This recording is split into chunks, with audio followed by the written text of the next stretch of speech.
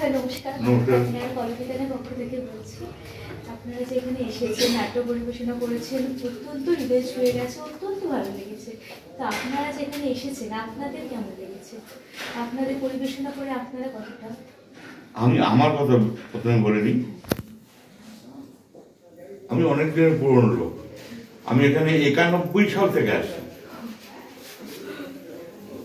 এরা তারপরে খুব ভালো আয়োজন, খুব ভালো দর্শক, খুব ভালো। এরকম আয়োজন হলে তো অভিনয় করে মজা পায় সবাই।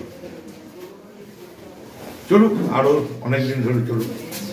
এখানে যখন অপূর্ব রায় এটা পরিচালনা করতো, 91 সাল থেকে আমি আসি। এখানে বহু প্রোডাকশন করে গেছি আমি ইউনিটি মঞ্চের পক্ষ থেকে। হনুমাকে বেটা, গানও, ঘুমভাঙা গান,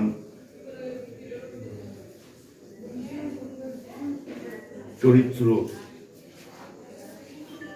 অনেক প্রোডাকশন, খুব ভালো। ধন্যবাদ।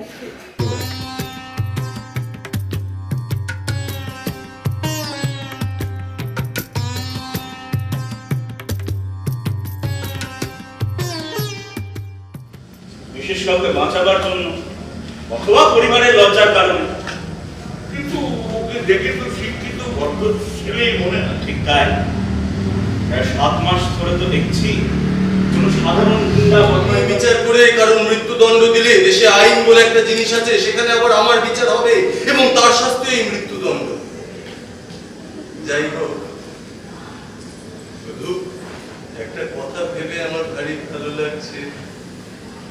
মৃত্যুর পর মৃতের দেশে, মানে স্বর্গ বা নরক বলে যদি কিছু থেকে থাকে, আর সেখানে যদি আমার সাথে কিষাণ চাঁদের দেখা হয়, কেসের বিচার চলছে।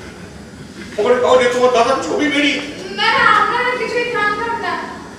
আসলে খবরের কাগজ কিনা আমি আমার খোলা বানাই, তাতেই কোনো রকমে আমাদের সংসার চলে।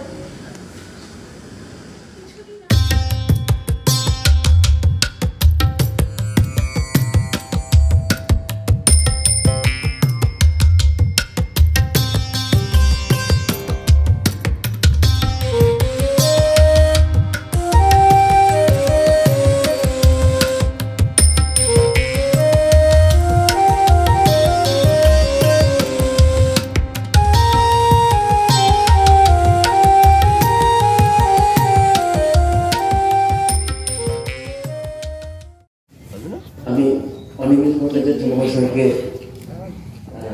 উত্তরীয় দিয়ে বর্তমানে জানাবো আমাদের দলের সদস্য নিরঞ্জন মণ্ডল